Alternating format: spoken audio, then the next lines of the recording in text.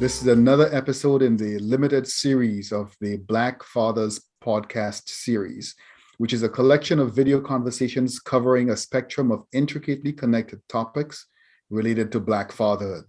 I am Dr. Alvin Thomas, clinical psychologist and assistant professor in the School of Human Ecology at the University of Wisconsin-Madison. Daddy, Dad, Papa, Pa, Paps, Pops, my old man, Father, so many different ways of referring to this all-important role, but they all convey an attachment to a critical male figure, often but not always biologically related to us. Dwayne Wade this morning in a CBS interview with Gayle King talked about his experiences with his father and how it shaped him as a person, as a man, as a father himself. He also talked about how that role of father took over his entire life.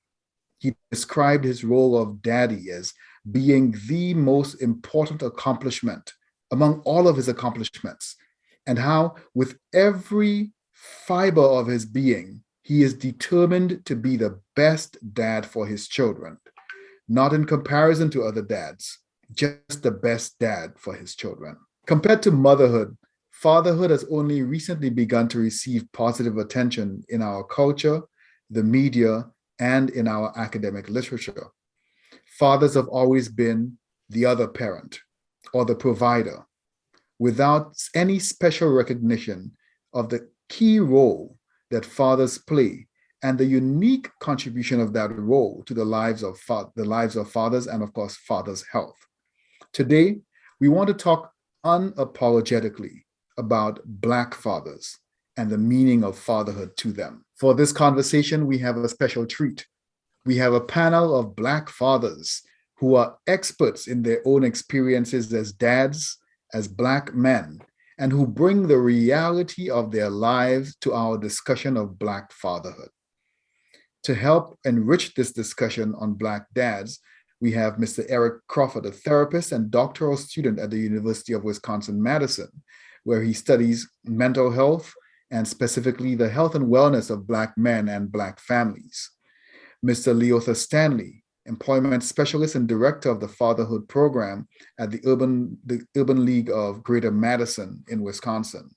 And two Wisconsin fathers, Mr. Cornelius Perkins and Mr. Dwayne McMillan.